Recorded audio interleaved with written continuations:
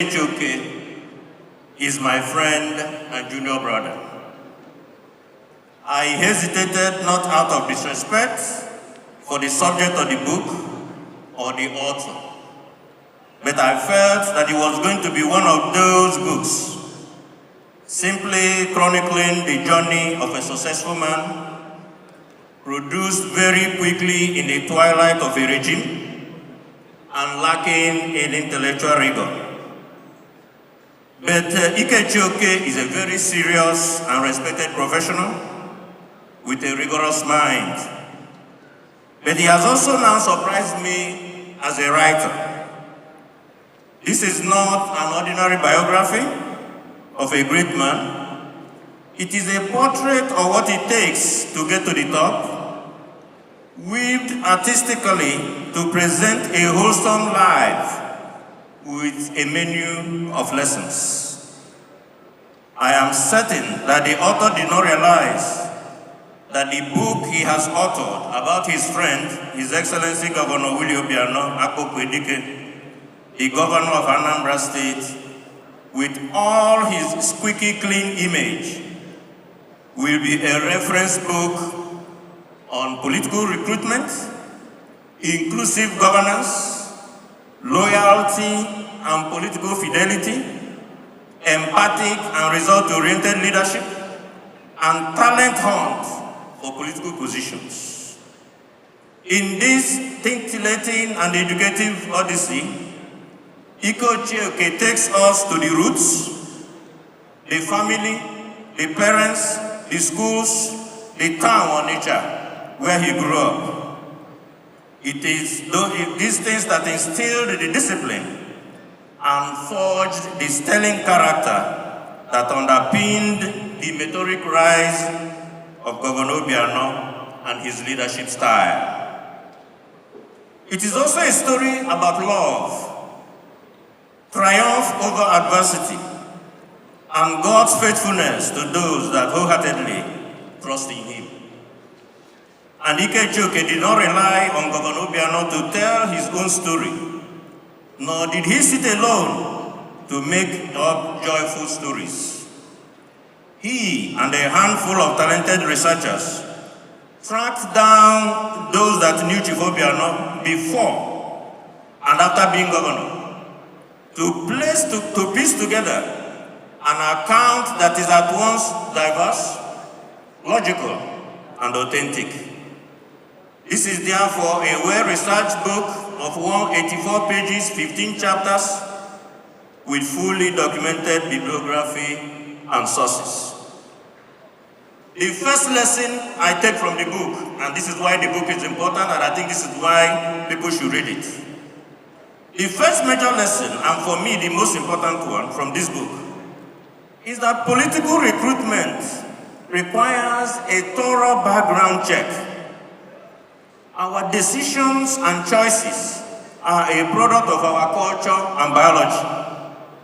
An individual's moral philosophy in personal life and in governance is shaped by the same culture and biology. A person is who he is because of his parental upbringing, his socialization at home, in the church and schools he attended. Governor Obiano's parents, a teacher and a merchant, were disciplinarians deeply rooted in the Catholic faith. The young Madam Brochuku was an altar boy who helped in household chores and helped his mother in her business. There was no room for truancy, and his parents could vouch for his behavior 100%.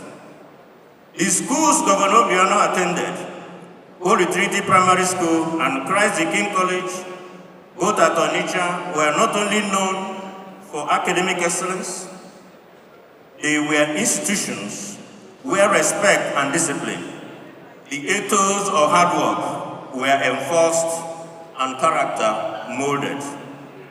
I should know, I am a proud product of the Holy Trinity Primary School and was there about the same time that Akpokuedike attended the school. In fact, I had a problem with I.C.C because I said, How come I'm reading the book and discovering that the governor may even have been my classmate in the same Holy Trinity Primary School? Because in 1967, I was in primary 5. He probably was in primary 6, I don't know. But we were there about the same time. So we need to find a way to do our reunion after this.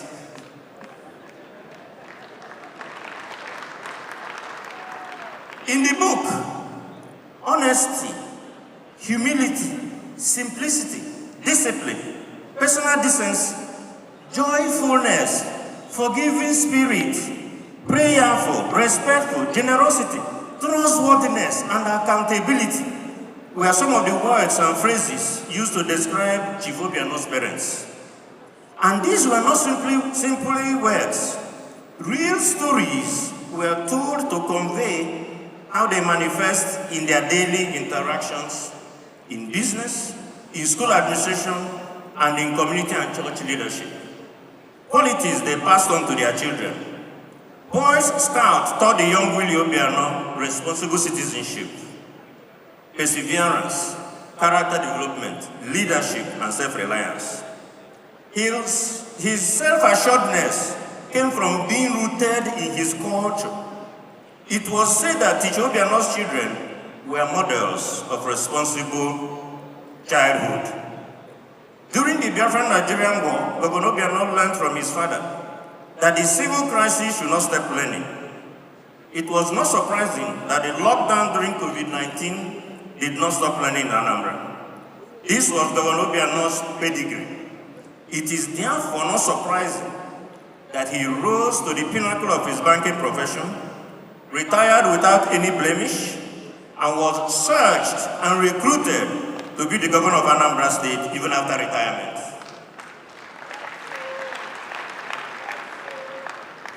These same sterling characteristics informed his style of governance, his drive in office, and his penchant for results. Those who encouraged and supported Governor Obiano to run for office knew of this pedigree, knew about his character, knowledge, and professional accomplishments. To their credit, the governor did not disappoint.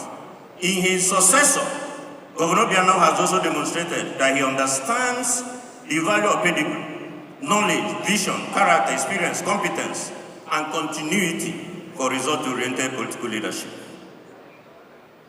One of the banes of our democracy, and this is why this is an important lesson, is the poor and uninformed political recruitment process.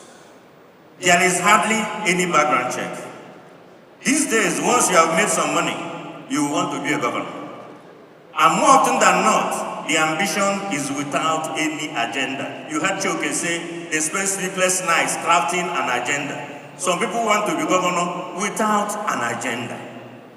And our people will say, Ijebego, Onye Buigu Kewunes. And I then ask, are we goats?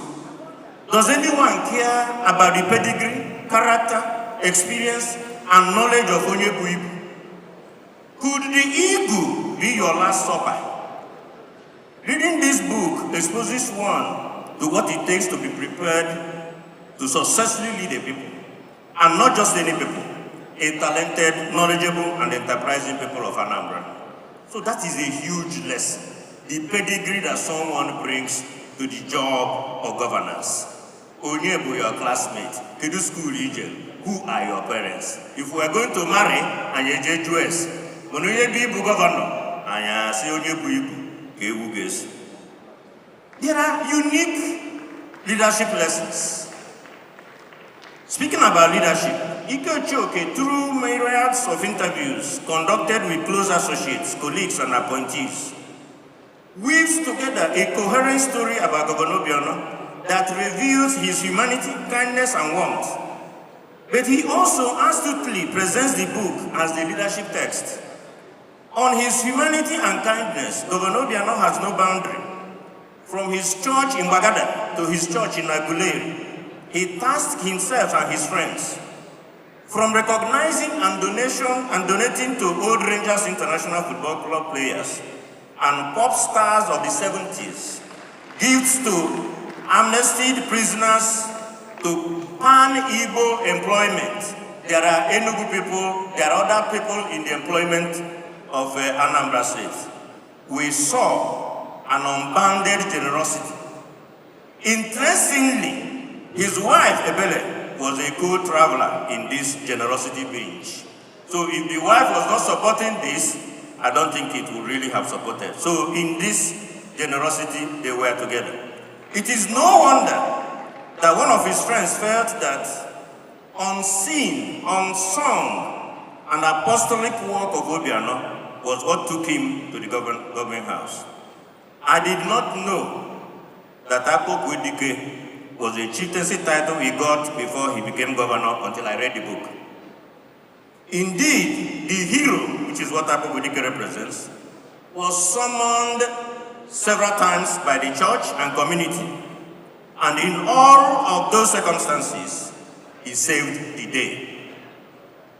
More importantly, in writing about Governor Obiano, Ike presents a text that lists the great, somewhat unusual attributes of a leader. A happy fellow. Obiano is a jolly fellow. A great sense of humor. You have to have a sense of humor to be a great leader. Exacting standards. He demands a lot from those who work for him. He has enthusiasm and passion. Self-assuredness, really dresses to be happy and not to conform. Simplicity, at home with all classes of people. Ambitious goal setting, big picture guy that brutes no excuses, you just have to deliver. Ability to pick a winning team, generosity, dual concern for the people and the land. This is the philosophy of the government. A giant dreamer, willing to take gigantic risks, and now the audacity of history. The Biafran War Memorial, it was really an audacity of history. In the rest of the book, Ike presents the achievement of Governor Obiano in key areas in a credible and balanced manner, using third-party impartial observers. Key functionaries and beneficiaries in security were treated to the genesis of Operation Unkocha and its many achievements, the use of CCTV, the deployment of street lights and complete surveillance of the state by sea, air, and land. At one time, Anambra was judged the safest state in Nigeria, and the actions of the governor debunked the helplessness most governors claimed. In agriculture, the focus was on key crops, where it was felt that the state had a comparative advantage with the right bias in favor of commercial farming. Tremendous results have been recorded with rice production, for instance, jumping from 70,000 metric tons in 2014 to about 345,000 metric tons in 2020 and about 500 metric tons in 2021. Similar meteoric rise in output has been recorded in cassava, maize, nuts, spices, and some of which are now destined for export.